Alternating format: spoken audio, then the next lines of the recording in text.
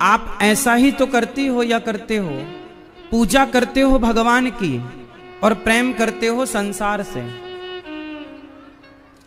आप लोग ऐसी तो करते हैं, पूजा करते हैं भगवान की, पर प्रेम किससे है? परिवार से, संसार से। भगवान कभी ये नहीं कहते कि तुम मेरी पूजा करो। भगवान सदा कहते हैं, भगवान कहते हैं राम ही केवल प्रेम प्यारा, जान ले ये जो जान निहारा, मिलही न रघुपति बिनु अनुरागा, किए जोग जप ज्ञान विरागा, मोहन प्रेम बिना नहीं मिलते, चाहे कर लो कोटि उपाय। भगवान किससे मिलते हैं? प्रेम से। और हम प्रेम किससे करते हैं? जगत से। मेरी मां मीराबाई ने भगवान की पूजा की या प्रेम किया? जोर से। मैया सावधान रहना मेरी मां, एक एक शब्द अनमोल है आज का, इसलिए मैं गिने चुने शब्द ही बोलूंगा आज, पर ध्यान से एक एक शब्दों को पीना है। कथा सुनने की नहीं है, पिबत भागवतम, पीना है। एक एक शब्द को पियो कानों से, एक भी शब्द ना छूटे, ख्याल रखिएगा। कौन सा शब्द आपके जीवन की बंधन का ताला खोलकर आपको मुक्त कर दे, ध्यान दीजिएगा, प्रत्येक शब्दों को गौर कीजिएगा।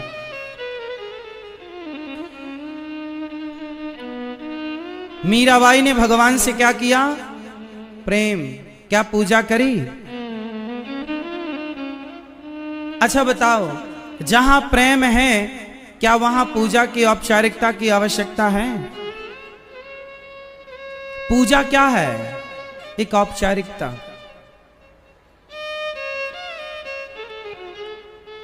भगवान को औपचारिकता से, फॉर्मेलिटी से नहीं पाया जा सकता, रियलिटी से पाया जा सकता, और वो है प्रेम। गोपियों ने भगवान को गाली दी, गोपियों ने कभी पूजा नहीं करी। गोपियां तो कहती हैं मधुप कितव बंधो मास प्रशांघ्रिम सपत्न्या। अरे कपटी कृष्ण, तुम बहुत बड़े कपटी हो, क्या बिगाड़ा था हमने छोड़कर चले गए। गोपियां कृष्ण को कपटी कहती हैं, और आप भगवान की पूजा करते हो।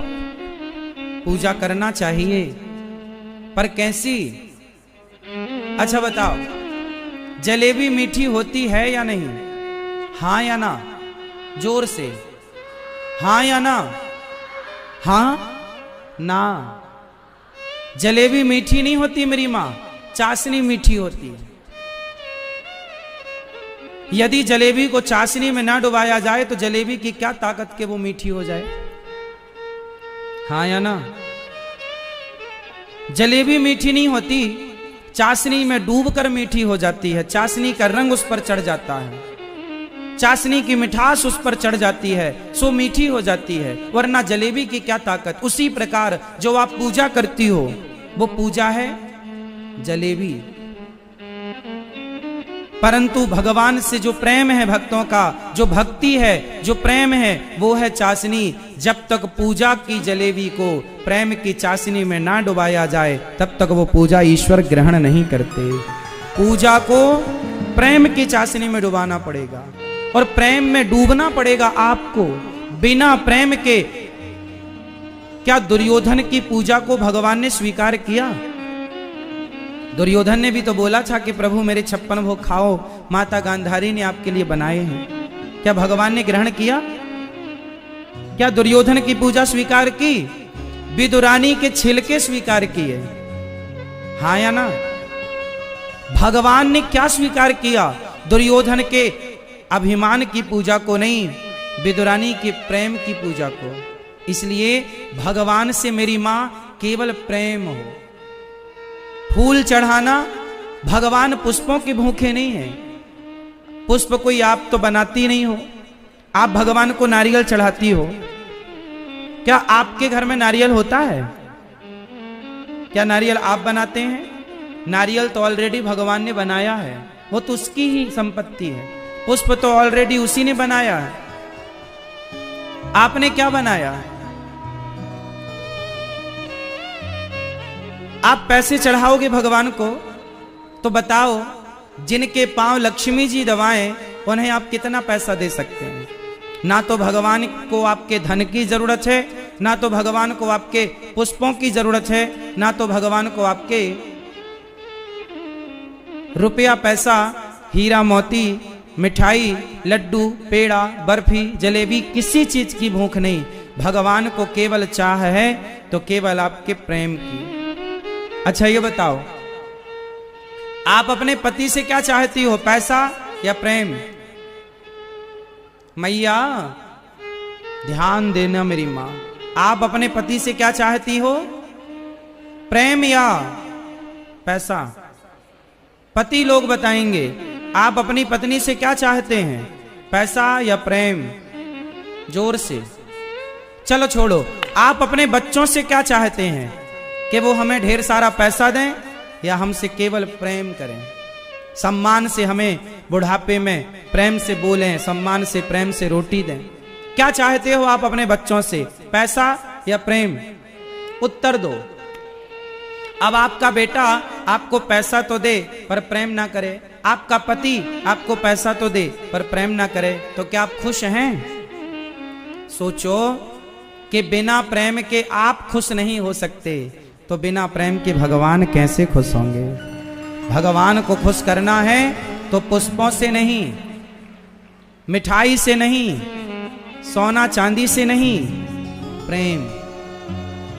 चलो बताओ, आपके पास ऐसा क्या है जो आप भगवान को दे सकते हैं? भगवान को क्या देना चाहिए, भगवान को क्या चढ़ाना चाहिए? फटाफट उत्तर दो। क्या चढ़ाना चाहिए भगवान को? क्या देना चाहिए? क्या देना चाहिए? क्या? प्रेम। अरे प्रेम कोई देने की चीज है क्या? प्रेम भी कोई देने की चीज है? प्रेम तो होता है, हाँ प्रेम होता है, प्रेम दिया नहीं जा सकता। प्रेम तो है हमारे लिए, आपके प्रति, मां के अंदर बच्चे के प्रति प्रेम होता है। प्रेम वस्तु थोड़ी है कि हम उठा के आपको दे देंगे। तो भगवान को क्या दे सकते हैं आप लोग, बताओ क्या है आपके पास ईश्वर को देने के लिए? भाव, कौन सा भाव? आलू क्या भाव? वो वाला भाव? भाव। अरे भाव तो होता है मेरी मां, ये तो भीतर का विषय है, ये आप वस्तु नहीं है कि आप दे दें। क्या दे सकते हैं आप लोग? देखिए आज तक आपने डिसाइड नहीं किया कि भगवान को क्या देना है। क्या देना है? क्या नहीं पता ना? जो देना था वो आज तक आप लोगों ने नहीं दिया। जैसे मां बच्चे को टॉफी देती है ना, लॉलीपॉप, मां अपने बच्चे को बुद्धू बना देती है लॉलीपॉप देख के। बच्चा रोता है तो मां लॉलीपॉप पकड़ा देती है। बच्चे को लगा बहुत कुछ मिल गया, वो चूसने लगता है, मां चली जाती है छोड़ के, काम धाम करने लग जाती है। बच्चे को लगा मिल गया, अरे मिल क्या गया, तेरी मां तेरे से दूर हो गई। लॉलीपॉप के चक्कर में बच्चे से मां दूर हो जाती है कि नहीं? छोड़ के चली जाती है काम करने के लिए। ये बच्चे को मां बुद्धू बनाती है, पर बच्चा नहीं समझता, बच्चा होशियार समझता, मेरे को तो लॉलीपॉप मिल गया। आप लोग भी ना भगवान को लॉलीपॉप देती हो, ये भगवान को 10 रुपए दे दो, 50 रुपए दे दो, 100 रुपए दे दो, 1000 रुपए दे दो। भगवान को आपके पैसे की भूख नहीं है। आप भगवान को लड्डू, नारियल, इसकी भूख नहीं। ये लॉलीपॉप भगवान को क्या देना? भगवान को क्या देना है आप कहो तो मैं बताऊं। बताऊं क्या देना है? समय। आप कह रहे हैं समय, और बोल लो जो बोलना है। मन, मन ठीक है। आंसू, चलो ये भी ठीक है। और क्या? सेवा, और बोल लो कुछ। अब हम बोल रहे हैं, आप लोगों ने बोल लिया, अब हम बोल रहे हैं। भगवान को क्या देना है तो दो। आओ हाथ जोड़ो सब लोग, बोलो हे नाथ, हे श्रीमन नारायण, हे श्याम सुंदर, हे रघुनंदन, आज मैं तुलसी नहीं लाई या लाया। हे नाथ, आज मैं पैसा भी नहीं लाया, आज मैं आपके लिए मेवा मिष्ठान भी नहीं लाया। तो भगवान आपसे पूछेंगे कि आज क्या लाए, तो आप बोलना हे नाथ, आज मैं आपके लिए रुपया पैसा नहीं, हीरा मोती नहीं, सोना चांदी नहीं, मेवा मिष्ठान नहीं, आज मैं आपके लिए कुछ भी लेकर नहीं आया। तो भगवान बोलेंगे कुछ तो लाए होगे, तो आप बोलना, बोलो हे नाथ, आज मैं खुद को लाया हूं आपके श्री चरणों में समर्पित करने के लिए।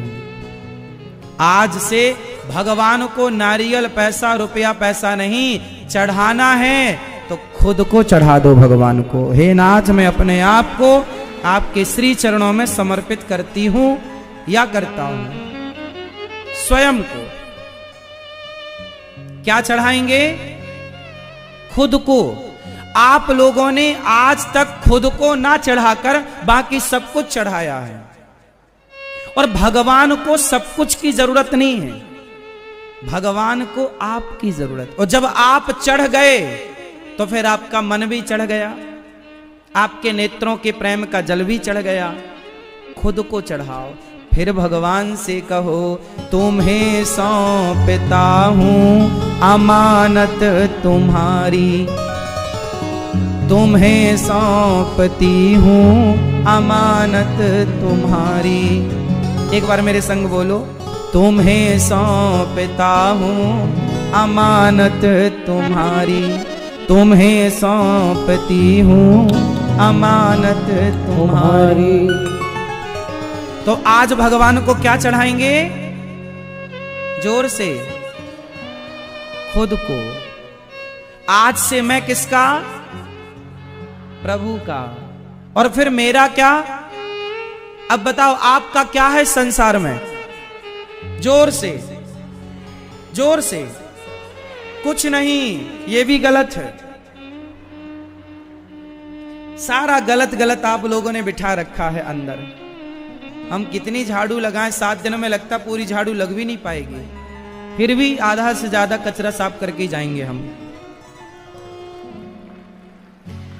आप लोगों ने बोला कि हमारे पास हमारा कुछ भी नहीं है ना। बोलो हे नाथ, सब कुछ आपका, ये शरीर आपका, ये घर आपका, परिवार आपका, व्यापार आपका, ये जीवन आपका, पर आप हैं जो मेरे हैं। मेरे तो गिरधर गोपाल, दूसरों ना। हे नाथ, सब आपका है, तो फिर मेरा क्या है? कौन मेरा?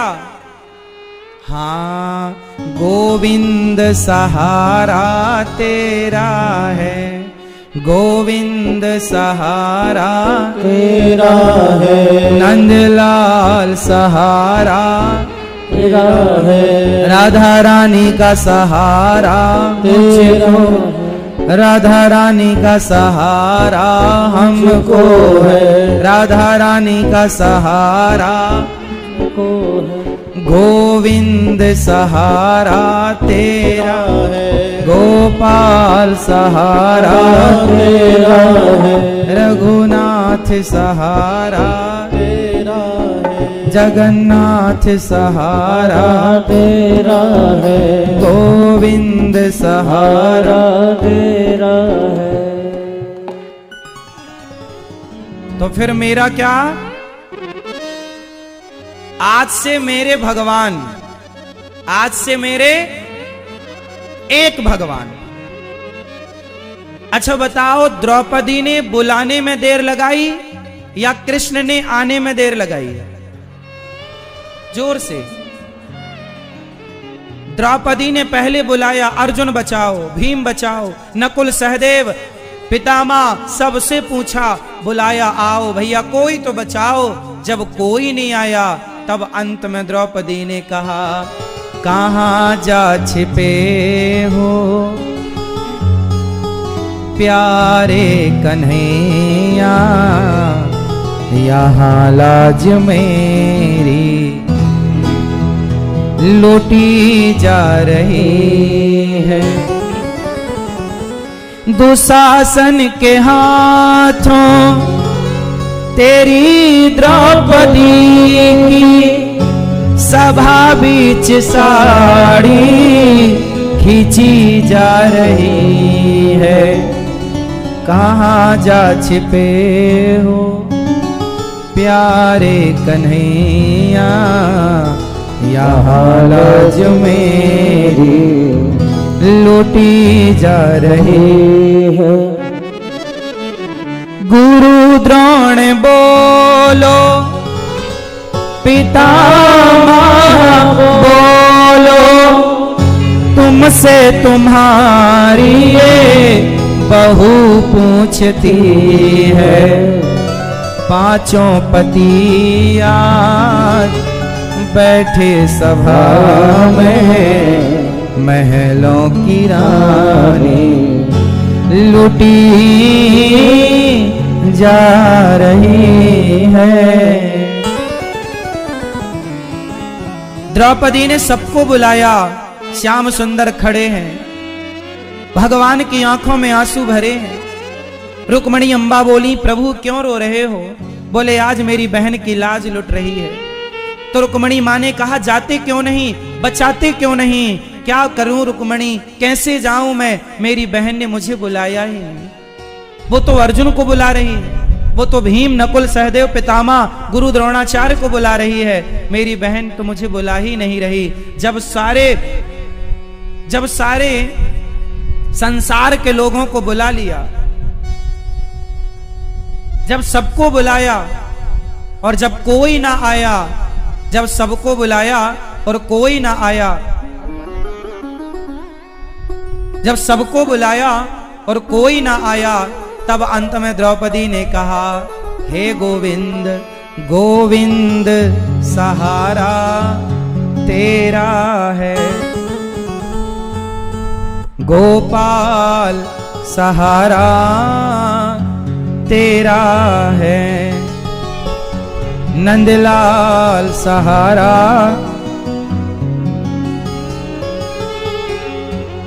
तेरा है। द्रौपदी ने सबको बुलाया, जब कोई ना आया, अंत में बुलाया, केवल गोविंद का गोविंद पुकारा, गोविंद, तो गोविंद का केवल गो निकला, विंद बोल ना पाई। तब तक तो गोविंद आ गए और द्रौपदी की साड़ी बनकर खिंचने लगे। याद रखना भक्तों, भगवान उनकी सुनते हैं जिन्हें भगवान के सिवा दूसरे पर भरोसा नहीं होता। यदि आपको भरोसा भगवान पर है तब तो भगवान सुनेंगे, और यदि आपको किसी और पर भी भरोसा है तो भगवान कह लेंगे कि पहले वहां ट्राई कर लो। इसलिए सुनेरी मैंने निर्बल केवल राम, भगवान कब मिलेंगे? जब एक भरोसा केवल भगवान का। आप लोगों को बहुत लोगों का भरोसा है। अच्छा बताओ, आप में से किस किस को भगवान का भरोसा है?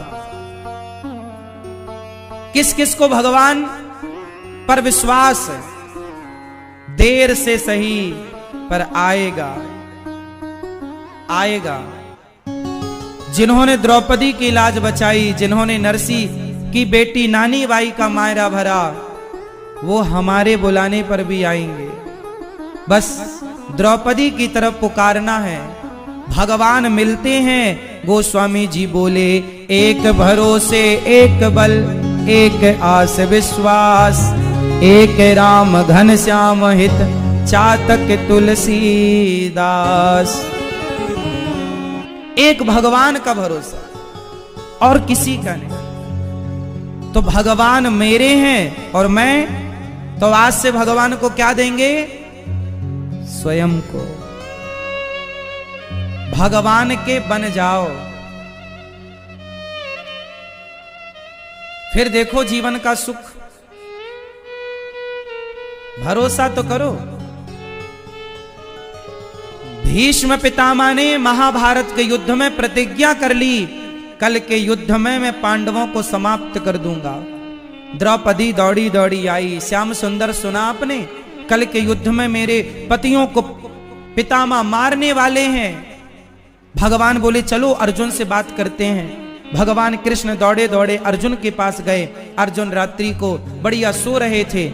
भगवान ने जगाया, अर्जुन जागो, तुम्हें पता चला कुछ? क्या? बोले कल के युद्ध में पितामह तुम्हें मार देंगे, उनकी प्रतिज्ञा है और उनकी प्रतिज्ञा अधूरी नहीं होती। कल का युद्ध वो अंतिम युद्ध लड़ने जा रहे हैं, तुम्हें मार देंगे पांचों पांडवों को। अर्जुन बोले प्रभु आओ, बहुत नींद आ रही है, आप भी सो जाओ। भगवान बोले अर्जुन तुझे चिंता नहीं है कल की? अर्जुन ने मुस्कुराते हुए बोला, गोविंद जिसकी चिंता करने के लिए आप जाग रहे हो, उस अर्जुन को चिंता करने की क्या जरूरत है? जिसकी चिंता आप हो करने वाले, उसकी चिंता मैं क्यों करूं?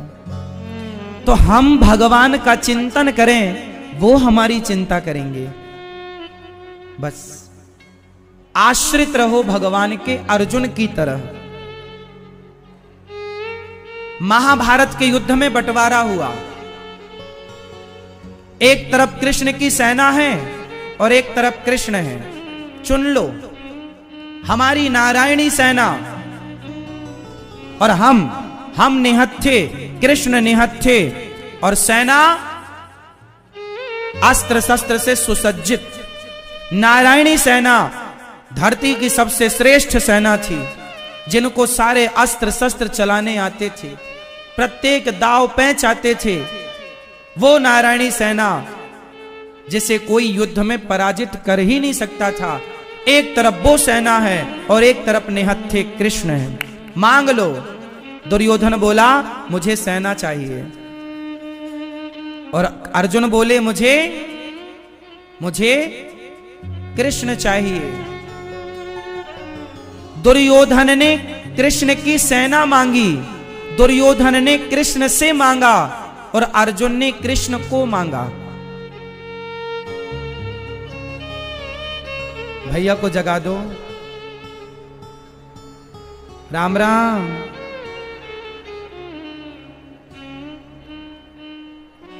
कथा में नींद अच्छी आती है, शांति मिलती है। सुनो, दुर्योधन ने कृष्ण से मांगा। फास्ट बोलो मेरे संग। दुर्योधन ने कृष्ण से मांगा और अर्जुन ने कृष्ण को मांगा।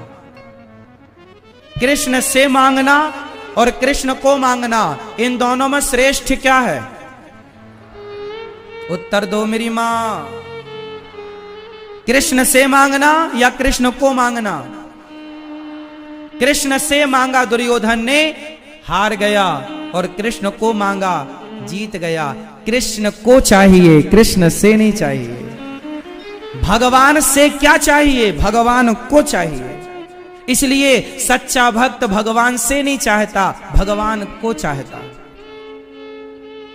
इसलिए मेरी मां, भगवान के चरणों में समर्पण कीजिए और आपको मांगने की जरूरत नहीं। सुदामा ने मांगा नहीं था, बिना मांगे कृष्ण समझ गए कि मेरे मित्र को क्या चाहिए। बस भगवान सर्वांतर्यामी है, वो सब जानते हैं मेरे भक्त को कब क्या चाहिए।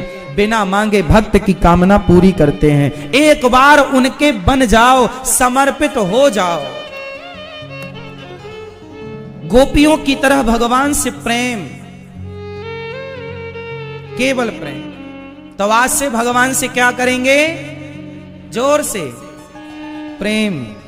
क्या करेंगे? और पूजा करेंगे, पर पूजा प्रेम से भरी हो। अच्छा ये बताओ, आप कितने लोग भगवान से प्रेम करते हैं? एक बार और कंफर्म कराओ। करते हो? ठीक है, चलो बताओ, प्रेम करते हो ना? तो बताओ प्रेम की परिभाषा क्या है? प्रेम की परिभाषा करो। क्या परिभाषा, व्याख्या क्या है? भैया, ओ पंचायती भैया, राम राम, हो गई पंचायत? चलो बताओ, प्रेम किसे कहते हैं? प्रेम, लव किसे कहते हैं? क्यों, शादी हो गई आपकी? नहीं? अपनी मां से प्रेम करते हो कि नहीं? पिता से? तो प्रेम तो करते हो ना? तो बताओ फिर प्रेम की परिभाषा क्या है? इस धरती में ऐसा कोई नहीं है जो प्रेम ना करता हो। कोई अपनी मां से, कोई अपने पिता से, कोई अपनी बहन से, कोई अपने भाई से, कोई अपनी पत्नी से, कोई अपने पति से, कोई अपने बच्चों से। प्रेम सब करते हैं। बताओ जरा, करते हो ना? प्रेम की परिभाषा दो, परिभाषित करो प्रेम को।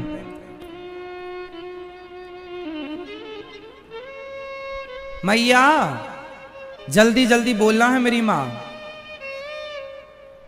बेटा बताओ, प्रेम की परिभाषा क्या है? क्या है परिभाषा प्रेम की? स्वार्थ, विश्वास, हाँ? प्रेम किसे कहते हैं? आजकल जो लड़का लड़की करते हैं स्कूल कॉलेजों में, प्रेम, ये क्या है? ये क्या है? आजकल स्कूलों में जो आई लव यू होता है, स्कूलों में जो बच्चे करते हैं, वो प्रेम है या नहीं? उत्तर दो। ये हमारे नौजवान बच्चे, आज स्कूल के कुछ बच्चे भी आए हैं।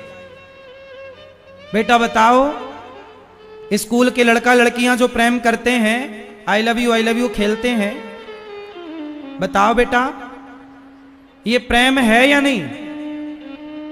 बोलो, ये प्रेम है? आपकी मां आपसे प्रेम करती है कि नहीं? आपके पिताजी आपसे प्रेम करते हैं कि नहीं? हाँ या ना?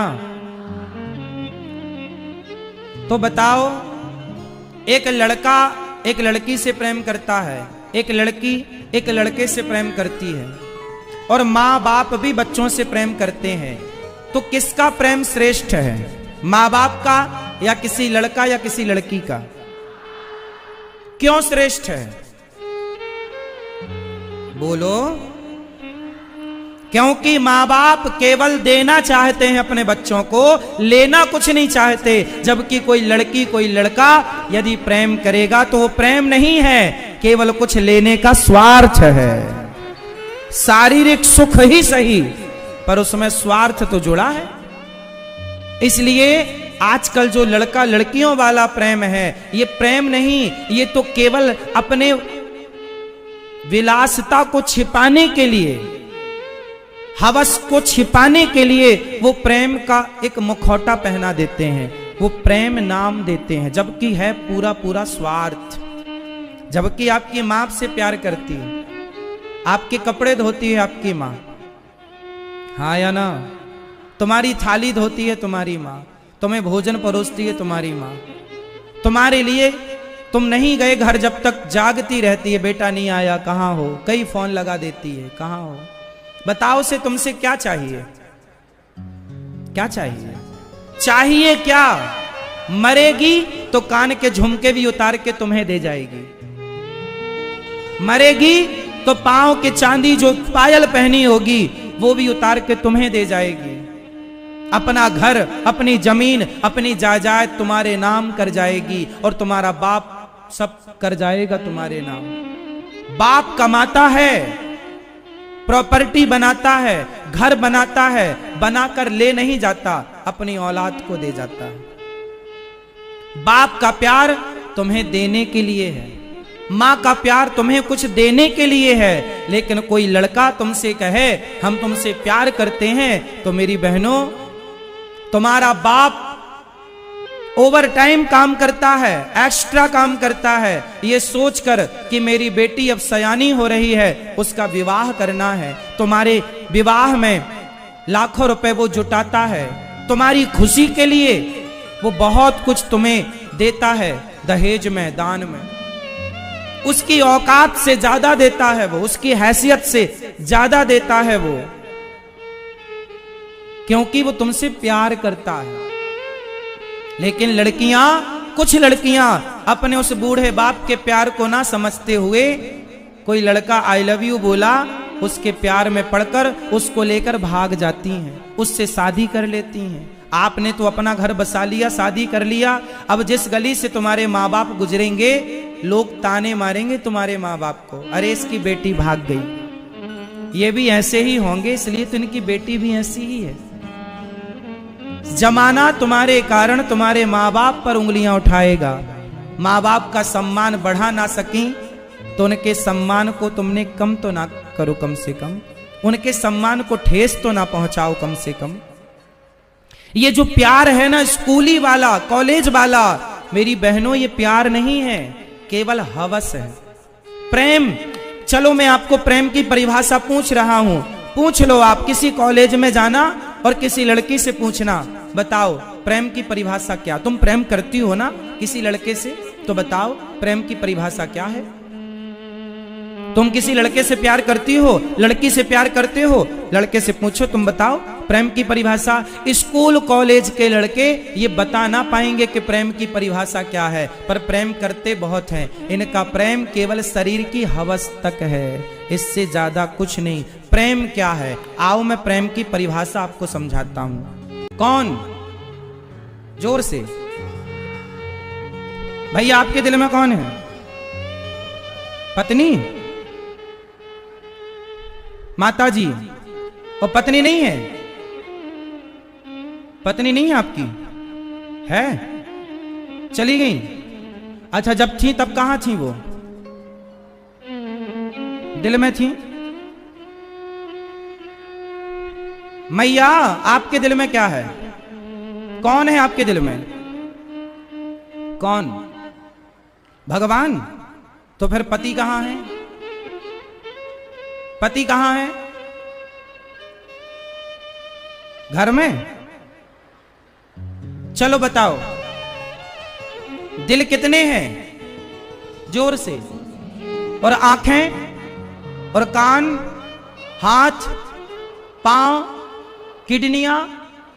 जब भगवान ने सब दो दो दिया तो दिल भी दो दे देते तो क्या दिक्कत थी भगवान को? लेफ्ट राइट दोनों में हो जाता। लेकिन ईश्वर ने दिल एक दिया। अच्छा ये बताओ, आंखें दो क्यों हैं आपकी? एक सेंटर में दे देते तो भी काम हो जाता। कान दो क्यों है? एक से भी काम हो सकता था। भगवान ने आंखें दो इसलिए दी कि एक आंख से परिवार को और व्यापार को देखो, पर दूसरी आंख सदा प्रभु के चरणों के लिए रिजर्व रहना चाहिए। दो कान इसलिए कि एक कान से परिवार की, व्यापार की सुनो, पर दूसरी कान भगवान की कथा के लिए रिजर्व होने चाहिए। दो हाथ इसलिए दिए कि एक हाथ से पत्नी, परिवार और व्यापार को संभालो, पर दूसरा हाथ सदा परोपकार के लिए रिजर्व होना चाहिए, सेवा के लिए तैयार होना चाहिए। दो पांव इसलिए, एक पांव से परिवार व्यापार के लिए चलो, पर दूसरा पांव वृंदावन, अयोध्या, तीर्थों के लिए बिल्कुल रिजर्व होना चाहिए। भगवान की कथा के लिए पांव तैयार बढ़ते क्रम में होना चाहिए। अब सब तो दो दो हुआ, सबका मैंने बता भी दिया, पर दिल एक। अब बताओ, दिल एक है तो दिल में किसे बिठाएं? मैया, दिल में किसे बिठाएंगे? भगवान को। तो फिर परिवार को कहां बिठाएं? कहां बिठाएं? आज मैं आपको बंटवारा कर दूं कि पति परिवार को कहां और भगवान को कहां बिठाना है, कर दूं? तो सुनो, परिवार को बिठाओ, पत्नी को, पति को, बेटी को, बेटा को दिमाग में रखो। आपके पास दिमाग है कि नहीं? हाँ या ना? जोर से। तो परिवार को कहां रखोगे? दिमाग में। और भगवान को दिल में। ईश्वर को दिल में और परिवार को दिमाग में। क्यों? क्योंकि जो दिल में होता है वो कभी निकलता नहीं है, और जो दिमाग में होता है वो निकल जाता है। तो भगवान दिल में होंगे तो कभी नहीं निकलेंगे, परिवार दिमाग में होगा तो मृत्यु के पहले सब कचरा निकल जाएगा। परिवार को, संसार को मरने के पहले डिलीट करना पड़ता है, अंत में कुछ याद ना रहे एक प्रभु के सिवा। अंत में भगवान याद रहें, ये समझदारी है। जगत याद रहा तो नुकसान होगा। तो दिल में भगवान को बिठाओ। दिल में किसे? और दिमाग में परिवार को। हो गया क्लियर? तो पति कहां बैठेगा आज से? पति को दिल में ना बिठाना, और पत्नी को तो बिल्कुल ना बिठाना दिल में, और बच्चों को बिल्कुल नहीं, क्योंकि जो दिल में बैठेगा ना तो फिर आपका दिल तोड़ देगा। आप लोग फिर गीत गाओगी, दिल मेरा तोड़ दिया उसने। किसने? आपका दिल तोड़ा किसी ने? ये भैया से पूछो, आपका दिल तोड़ा किसी ने? क्यों नहीं? नहीं तोड़ा, सही बता। दुनिया वालों को दिल देंगे ना। दादाजी आपका दिल तोड़ा किसी ने? बताओ, आपसे पूछ रहे हैं सरकार। हाँ, नहीं तोड़ा। आपने यदि संसार के किसी व्यक्ति को दिल दिया तो वो तोड़ ही देगा। इसलिए दिल किसे देंगे? एक था दिल मिल गया वो शाम से, एक था दिल मिल गया वो शाम से। अब कहीं दिल को लगाने की हमें फुर्सत नहीं, अब किसी महफिल में जाने की हमें फुर्सत नहीं। एक था दिल, वो भी प्रभु में लग गया। अब दिल दुनिया वालों को देंगे तो दुनिया वाले तोड़ देंगे। इसलिए दिल किसी को नहीं, केवल मेरे गोविंद को अपने हृदय में बसाओ और उन्हीं का चिंतन करते रहो। ये हो गया बंटवारा। जब गोपियां भगवान की यादों में रोईं तो उद्धव जी से भगवान ने कहा घनश्याम ने उद्धव से वृंदावन जरा जाना, वहां की गोपियों को ज्ञान का कुछ तत्व समझाना। विरह की वेदना में वे सदा बेचैन रहती हैं, तड़प कर आह भरती हैं और रो रो कर ये कहती हैं। गोपियां क्या कहती हैं? है प्रेम जगत में सार और कुछ सार नहीं, मन कर ले प्रभु से प्यार और कुछ सार नहीं। भगवान गोपियों से कहते हैं, उद्धव जी जाओ जरा मेरी गोपियों को समझाओ, वो हमारी याद में रोती बहुत है। चले मथुरा से जब कुछ दूर वृंदावन निकट आया, वहीं से प्रेम ने अपना अनोखा रंग दिखलाया। बिटप झुक कर ये कहते हैं इधर आओ इधर आओ, पपीहा कह रहा पी कहाँ ये भी तो बतलाओ। जब उद्धव जी वृंदावन आए तो वृंदावन में आए तो उन्होंने देखा कि कृष्ण के प्रेम में मानो यहाँ के लता पता वृक्ष बस रोते रोते कह रहे हैं इधर आओ इधर आओ। उद्धव जी जरा आओ, बताओ हमारे कृष्ण कैसे हैं। नदी यमुना की धारा शब्द हरिहर का सुनाती है, भ्रमर गुंजार से भी मधुर आवाज आती है। गोपियां केवल कृष्ण कृष्ण पुकार रही हैं, भौरा मानो कृष्ण को पुकारता हुआ गुनगुना रहा है। यमुना की धारा से मानो कल कल कह रही है कि एक बार कृष्ण का कोई संदेशा तो दे दो। जब कृष्ण नहीं आए, 2 दिन का कहकर गए, आए नहीं तो क्यों कहा कि आऊंगा। क्योंकि भगवान पर बार बार जरासंध आक्रमण कर रहा था। यदि उस जरासंध को पता चल जाता कि कृष्ण से प्रेम करने वाली गोपियां वृंदावन में रहती हैं, तो वो जरासंध मथुरा पर आक्रमण ना करके वो गोपियों को नुकसान पहुंचाने की कोशिश करता। इसलिए भगवान ने कहा मैं 2 दिन बाद आऊंगा, पर आए नहीं। उद्धव जी को भेजा भगवान ने, जाओ गोपियों को समझाओ। उद्धव जी आए, माँ यशोदा के पास गए। माँ यशोदा के पास से जब कृष्ण गए तो रो रो करके माँ यशोदा का बुरा हाल था।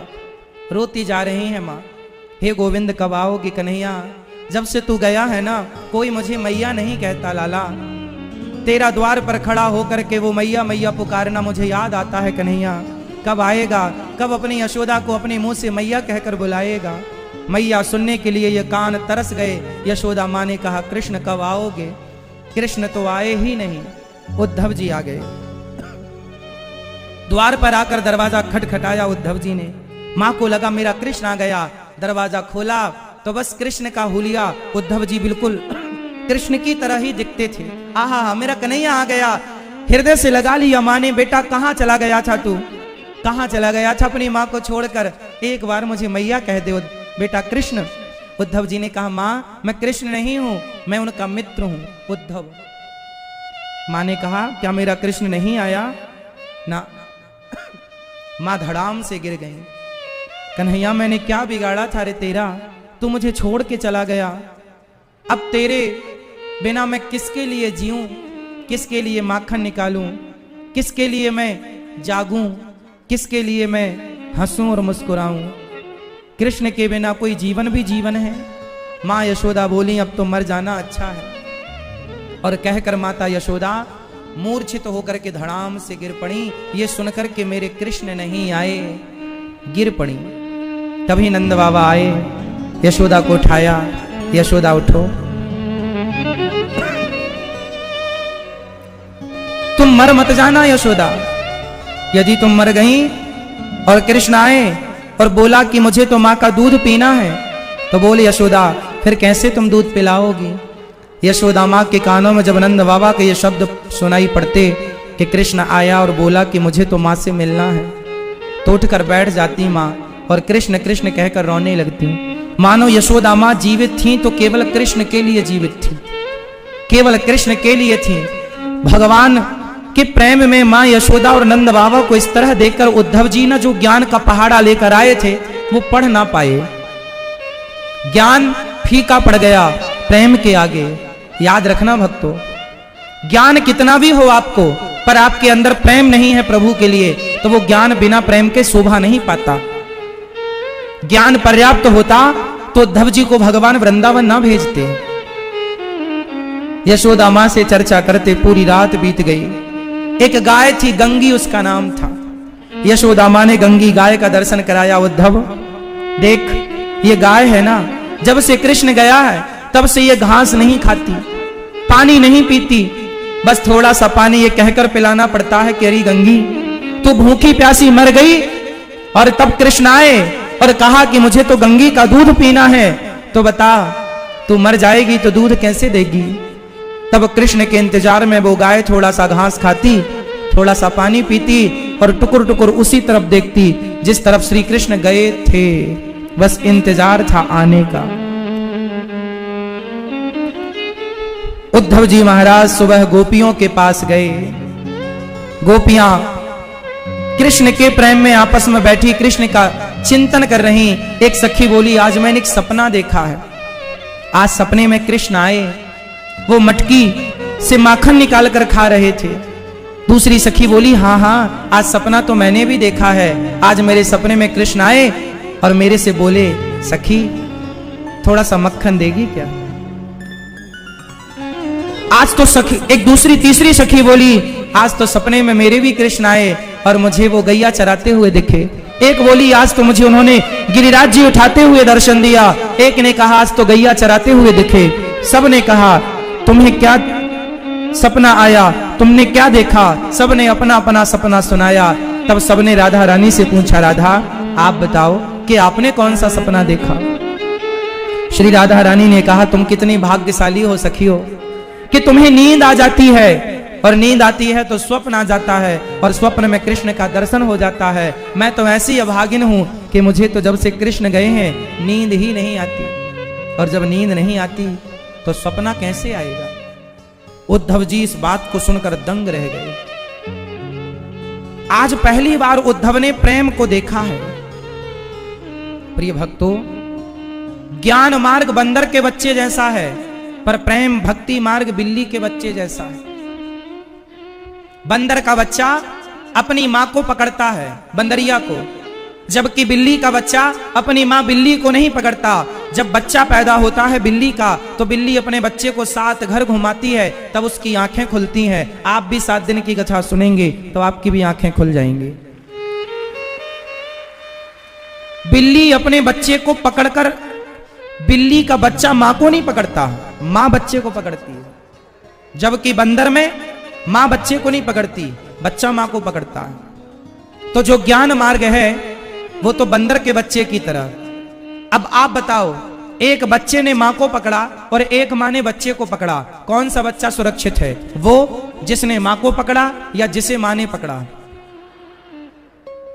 यदि बच्चा पकड़ेगा मां को तो बच्चा छोड़ देगा, पर मां पकड़ेगी तो मां नहीं छोड़ेगी। ज्ञानी भगवान को पकड़ता है अपने ज्ञान के बल से, पर ज्ञान का घमंड हो जाए तो छोड़ देने की संभावना है। पर भक्त भगवान को नहीं पकड़ता। भक्त तो दोनों हाथ उठाता है, प्रभु आप मुझे पकड़ लीजिए, मैं आपको क्या पकड़ूं। भक्त भगवान को नहीं पकड़ता, भगवान भक्त को पकड़ते हैं। उद्धव जी ने ज्ञान का जो अभिमान रखा था, सारा अभिमान बह गया और गोपियों ने कहा अब तो हम मर जाएंगी, तेरे बिना भी क्या जीना। ओ कान्हा रे तेरे बिना भी क्या। जब मंदिर जाओ, पूजा में बैठो ना मेरी माँ, तो भगवान को गौर से देखो, प्रेम से भगवान को देखो और मन से कहो प्रभु कब दर्शन दोगे। क्या आपके बिना ही ये जीवन बीत जाएगा? और भगवान के सामने रोया करो। जो भगवान के आगे रो लेते हैं ना, फिर उन्हें किसी के आगे रोने की जरूरत नहीं पड़ती। और प्रेम जहां होगा वहां आंसू जरूर होंगे, इसलिए भगवान के लिए रोया करो। पानी चढ़ाना है तो पानी कौन सा? गंगा जल नहीं, नेत्रों का जल। भगवान को क्या चढ़ाना है? नेत्रों का जल। गंगा जल नहीं, आंखों का जल। चढ़ाना है तो खुद को चढ़ा दो, नेत्रों का जल। अभिषेक करना है प्रभु का। इतना प्रेम उमड़े आपके हृदय में कि प्रभु की याद में रोते रोते बस आंखों से आंसू ही जो बहते हैं ना, वो आंसू। भगवान भाषा कौन सी समझते हैं? अच्छा एक बात बताओ, डॉक्टर कौन सी भाषा समझते हैं मेरी मां? भैया डॉक्टर कौन सी भाषा समझते हैं? आपको कोई भी बीमारी हुई, डॉक्टर सबसे पहले क्या बोलता है? आपका ब्लड निकालकर, ब्लड सैंपल लेकर, उस ब्लड से, उस खून से, उस रक्त से वो सारी चीजें जब रिपोर्ट आती है, आपकी ब्लड रिपोर्ट आती है, तो डॉक्टर उस ब्लड रिपोर्ट को पढ़कर जान लेता है कि आपको कौन सी बीमारी है। हाँ या ना? डॉक्टर ब्लड की भाषा समझता है। बोलो हाँ। हाँ या ना? जोर से। मैया, ओ मेरी प्यारी मां, कौन सी भाषा समझते हैं डॉक्टर? जैसे आपके खून में आपका पूरा परिचय होता है, आपको कौन सी बीमारी होने वाली है, कौन सी हो चुकी है, खून कम है ज्यादा है, क्या है क्या नहीं है, ब्लड ग्रुप क्या है, सारी चीजें हमारे खून से हमें पता लग जाती हैं डॉक्टर के माध्यम से। जैसे डॉक्टर ब्लड की भाषा समझता है, ऐसे भगवान आंसुओं की भाषा समझते हैं। आपके आंसुओं को जब आप भगवान की याद में बहाते हैं, तो भगवान उन आंसुओं की हर बात को समझ लेते हैं कि मेरे भक्त को कब किस चीज की जरूरत है। आपको कुछ कहने की जरूरत नहीं, आप तो बस प्रेम में आंसू बहा दो, भगवान समझ लेंगे कि आपको क्या चाहिए। आपकी आंखों के आंसू सब कुछ बयां करते हैं, आपको कुछ भी कहने की जरूरत नहीं। इसलिए भगवान के लिए रोया करो। भगवान की सबसे बड़ी पूजा है उनकी यादों में रोना। गोपियां रोती हैं, उद्धव जी आए, ब्रज रज में लौट गए, राधा रानी की रज को प्रणाम किया, चरणों की रज को, और कहा मां मुझे भी प्रेम की भिक्षा दे दो। उद्धव जैसे ज्ञानी झोली फैलाकर श्री किशोरी जी से, श्री राधा रानी जी से प्रेम की भिक्षा मांगते हैं, और श्री राधा रानी उन्हें प्रेम की भिक्षा देकर आह्लादित करती हैं। उद्धव जी बोले हमें तो ब्रज की लता पता बना लो, वृंदावन के वृक्ष को मर्म न जाने कोय, डाल डाल और पात पात में राधे राधे होय। उद्धव जी महाराज महीनों बाद जब लौट कर गए तब भगवान ने हृदय में ब्रजमंडल का दर्शन कराया, और भगवान उद्धव जी को लेकर के द्वारिका पहुंचे। भगवान का प्रथम विवाह माता रुक्मणी जी से हुआ। मैया यहां आवाज आ रही है मेरी मां? देखो आज लाखों की संख्या में भक्त देखिए, इस तरफ भी बेचारे धूप में आनंद से खड़े हैं, पांडाल खचाखच भरा हुआ भक्तों से, और दूर दूर तक जहां नजर जा रही है बस भक्तों का ही दर्शन है। आज कर लीजिए ये दर्शन।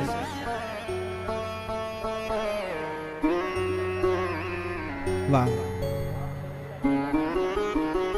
प्रिय भक्तों, भगवान का प्रथम विवाह माता रुक्मणी जी से हुआ, दूसरा विवाह जामवंत की बेटी जाम्बवती से। भगवान के पुत्र हुए प्रद्युम्न, जिन्होंने रति से विवाह किया सम्रासुर को मारकर।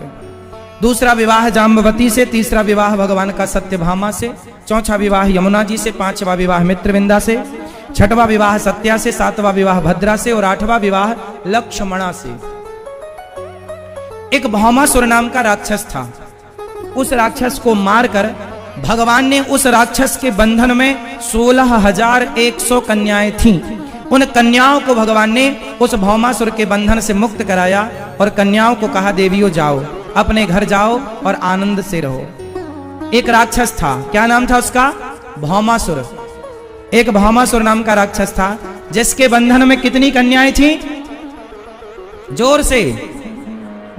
उस राक्षस ने 16,100 कन्याओं को बंदी बना रखा था। उन कन्याओं ने एक पत्र लिखा भगवान को, कहा हमारी मदद कीजिए। तब भगवान ने राक्षस को मारा, और भगवान उस राक्षस को मारकर कन्याओं की मदद करते हैं, उसके बंधन से मुक्त करते हैं। देवियों अपने अपने घर को जाओ। परंतु वो कन्याएं बोली कि अब हम कहां जाएं, हमें कोई स्वीकार नहीं करेगा, ना तो पिता स्वीकार करेगा, ना तो भाई स्वीकार करेगा, हम कहां रहें? आप प्रभु हमें स्वीकार कर लो। अब बताओ, जिन नारियों को एक राजा ने किडनैप कर लिया, बंदी बना लिया, क्या समाज उन स्त्रियों को स्वीकार करता? कोई उनसे विवाह करता? जिन स्त्रियों को समाज में अपमान से जीने के लिए उस राक्षस ने मजबूर कर दिया, उन्हीं नारियों को पत्नी बनाकर उनके कहने पर समाज में सम्मान के साथ जीने का भगवान ने अधिकार दिया। भगवान ने इतने सारे विवाह क्यों किए? भगवान के टोटल विवाह कितने हुए? भगवान कृष्ण के विवाह कितने हुए? 16,108। क्यों हुए? क्यों हुए? भगवान ने 16,108 विवाह क्यों किए? ये भैया बताओ, कुर्ता वाले बेटा बताओ। अभी हमने बताया ना 16,108 विवाह क्यों किए भगवान ने? क्योंकि एक राक्षस ने 16,100 कन्याओं को बंदी बना रखा था, तो भगवान ने उन्हें मुक्त किया। तब उन्होंने कहा कि आप हमसे विवाह कर लो, क्योंकि अब हमसे कोई विवाह नहीं करेगा। तो बताओ, इस स्थिति में भगवान को क्या करना चाहिए? विवाह करके उन्हें समाज में सम्मान के साथ जीने का अधिकार दें, या विवाह ना करके अपमानित होकर मरने दें? क्या करें भगवान? स्वीकार भगवान का काम है, सबको स्वीकार करना, और भगवान ने वही किया, सबको स्वीकार किया। जाकी रही भावना जैसी, प्रभु मूरत देखी तिन तैसी। जिसने भगवान को जिस भाव से देखा, किसी ने पति भाव से देखा तो भगवान पति बन गए, मित्र भाव से देखा तो भगवान मित्र बन गए, भाई के भाव से देखा तो भाई बन गए, और पुत्र के भाव से देखा तो पुत्र बन गए। शत्रु के भाव से देखा तो शत्रु बन गए। भगवान ने विवाह किया और बड़े प्रेम से अपनी गृहस्थी में भगवान मस्त हैं। हंसी मजाक करते हुए भगवान की प्रसन्न चित्त से गृहस्थी गुजर रही है। बड़े प्रेम से भगवान गृहस्थी हंसते हंसते गुजार रहे हैं। आप लोग भी मुस्कुराया करो। पति कुछ भी बोले आप मुस्कुराते रहो, पत्नी कुछ भी बोले आप स्माइल रखो। देखो हम इतना पैसा कमाते हैं, इतना कुछ करते हैं, किसके लिए? प्रसन्नता के लिए। किसके लिए? और प्रसन्नता पैसों से नहीं आती, नेचुरल है। आप मुस्कुराइए। इसलिए जीवन को रोते रोते गुजारना है या हंसते हंसते रोना है केवल भगवान की यादों में, और वरना सदा प्रसन्न, सदा हंसते मुस्कुराते। कितनी भी बड़ी परिस्थिति आए, स्थितियां परिस्थितियां कैसी भी आए, पर मुस्कुराते हुए जीवन में हर निर्णय लेना सीखो। भगवान बड़े प्रेम से रुक्मणी अम्बा से भी बात करते हैं। उषा अनिरुद्ध का विवाह हुआ, बाणासुर को भगवान ने पराजित किया युद्ध में। राजा नृग पर भगवान ने कृपा की। नृगो नाम नरेंद्रोहा, राजा नृग इक्ष्वाकु वंश के राजा जो गौदान करते थे। जीवन में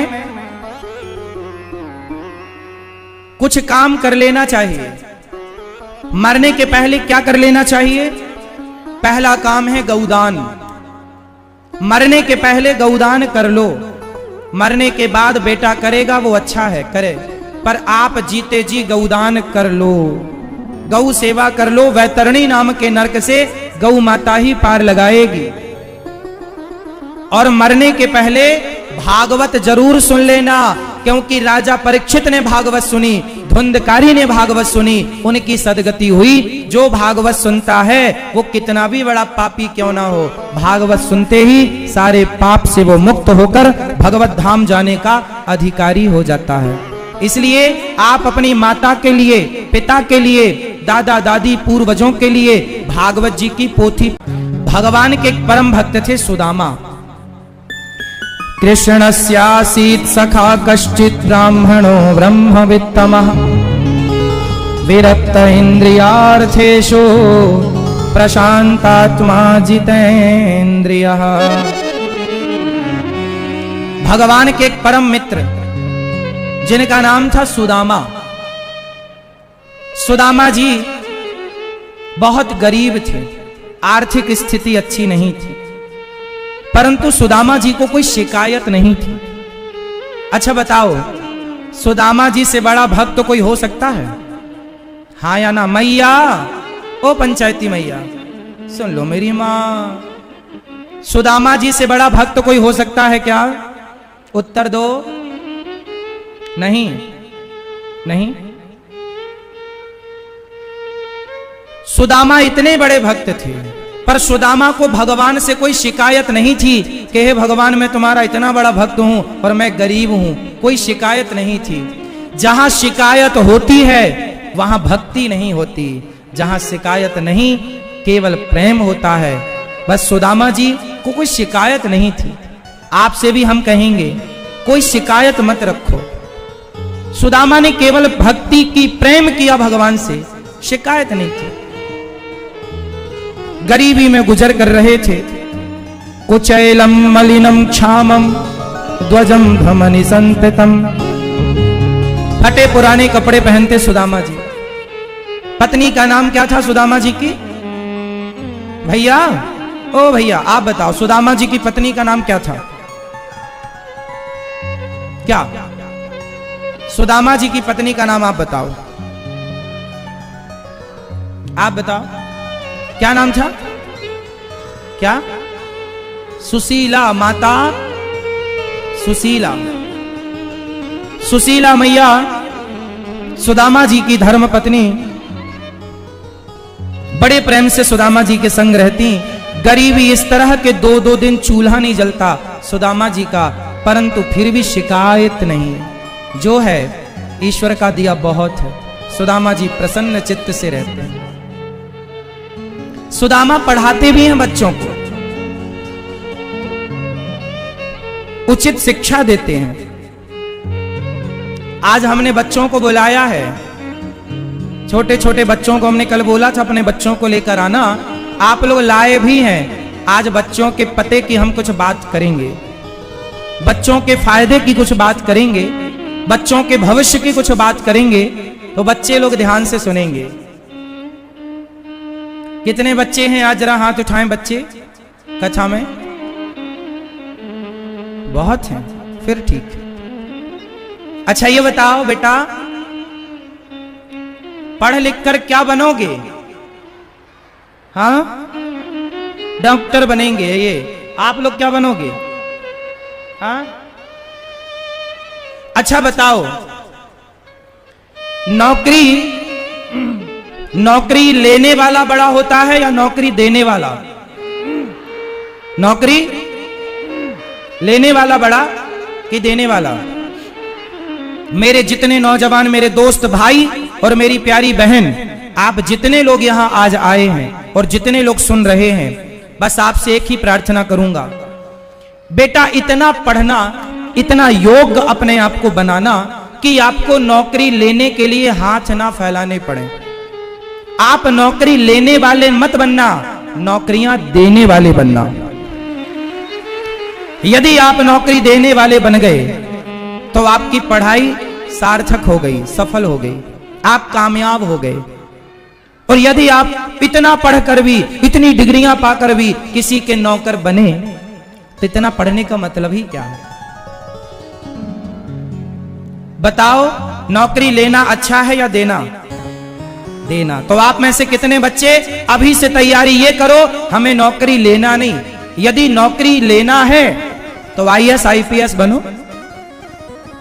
आपको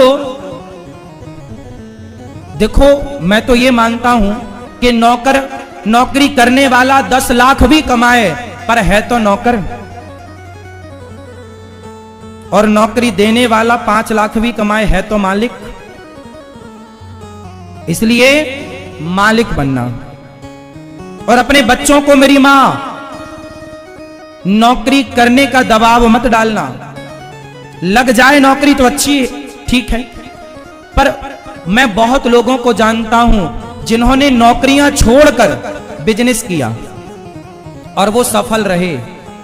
कितने लोग हैं जो नौकरी करके 50,000 कमाते थे पर बिजनेस करके नौकरी देने वाले बने तो लाखों कमाने लग गए। आपकी काबिलियत करोड़ों की है लेकिन आप हजारों में गिने जाते हैं, हजारों में पैसा कमाते हैं, जबकि आपकी काबिलियत है कि आप करोड़ों में कमा सकते हैं। और यह तब संभव है जब आप अपनी क्षमता को पहचानेंगे।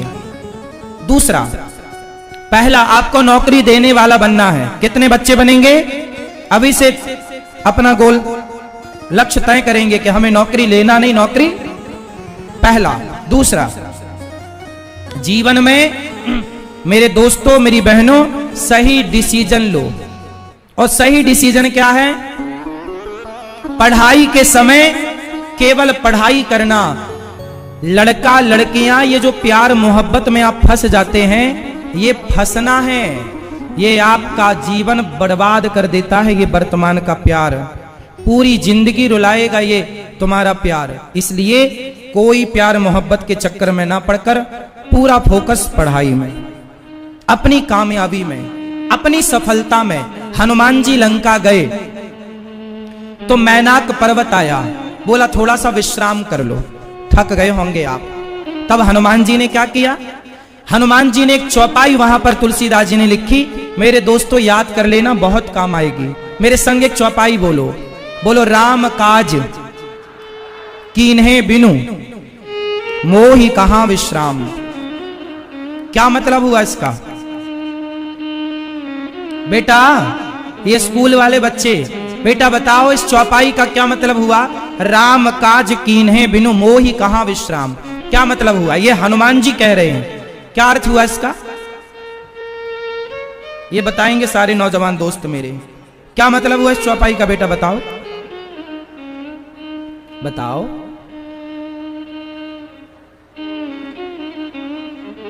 हनुमान जी से कहा मैनाक ने विश्राम कर लो। हनुमान जी बोले जब तक मैं अपने लक्ष्य को नहीं प्राप्त कर लेता, मैं सीता माँ की खोज करने जा रहा हूं, और जब तक सीता माँ को नहीं प्राप्त कर लेता मैं विश्राम नहीं करूंगा। इसका अर्थ हुआ मेरे नौजवान दोस्तों, जब तक आपका लक्ष्य प्राप्त ना हो, आपको जब तक आप सफल कामयाब ना हो जाए, तब तक आपको विश्राम नहीं करना, निरंतर सफलता के प्रयास करते रहना। मन को यहां वहां किसी लड़की लड़के में लगाकर अपना समय बर्बाद नहीं करना। कामयाब हो जाओ, प्यार करने वाले लोग बहुत मिलेंगे बाद में, सफल हो जाओ बस। और एक बात और बताऊं, किसी के साथ सेल्फी मत लिया करो। आप अपने आप को इतना श्रेष्ठ बनाओ कि सब आपके साथ सेल्फी लें, आपको किसी के साथ सेल्फी लेने की जरूरत ना पड़े। आप जब कामयाब होंगे, आप जब सफल होंगे, तो आपके साथ और लोग सेल्फी लेना चाहेंगे, आपको किसी के संग सेल्फी लेने की जरूरत। सफल बनाओ, लगा दो अपने आप को सफलता में, सही डिसीजन लो। और एक बात और ध्यान देना मेरे बहनों और मेरे भाइयों, पढ़ने लिखने वाले बच्चों, आप अपने पिता पर बोझ मत बनना। आप अपने पिता पर बोझ मत बनना। अपने आप को इतना सफल बनाना कि आपको पिता के सपोर्ट की जरूरत ना पड़े। आप सफल होकर पिता की सेवा करना, बाप को भूल ना जाना, माँ को भूल ना जाना, लेकिन माँ बाप के आर्थिक सपोर्ट की आपको जरूरत ना पड़े। आर्थिक सपोर्ट की जरूरत, इतना सेल्फ डिपेंड बनना है, आत्मनिर्भर बनना है। और ये कब होगा? जब आपका ध्यान केवल लक्ष्य की ओर होगा। गुरु द्रोणाचार्य जी ने पूछा, अर्जुन धनुष उठाओ, बाण चढ़ाओ, वो चिड़िया की आंख पर निशाना लगाना है। भीम, नकुल, दुर्योधन सब धनुष बाण उठाओ, सब ने उठाया। बताओ, गुरु द्रोणाचार्य ने दुर्योधन से पूछा, क्या दिख रहा है? दुर्योधन बोला, गुरुजी पूरा पेड़ दिख रहा है। युधिष्ठिर जी से बोला, क्या दिख रहा है? बोले, चिड़िया दिख रही है। और अर्जुन से पूछा कि अर्जुन तुम्हें क्या दिख रहा है? तो अर्जुन ने क्या उत्तर दिया था? ये मेरे भाई लोग बताएंगे। क्या दिख रही थी अर्जुन को? सिर्फ लक्ष्य, और लक्ष्य था आंख। बात समझे? शास्त्र कितना कुछ समझाते हैं समझने वालों के लिए। विश्राम ना करो मेरे नौजवान दोस्तों, तुम्हारी उम्र पढ़ने की है, कुछ करने की है। मैं अपनी एक छोटी सी बात बताऊं। जब गर्मियों की छुट्टी होती थी मेरी, तो आप लोग गर्मी की छुट्टी में क्या करते हो? मैच देखते हो 2020, हाँ या ना? हम 2020 कभी नहीं देखे पहले, और ना अभी भी कभी देखते। हम अपने समय को व्यर्थ में गवाते नहीं हैं, क्योंकि हम जानते हैं कि एक बार समय हाथ से चला गया, वापस नहीं आएगा। हम समय का सदुपयोग करते हैं।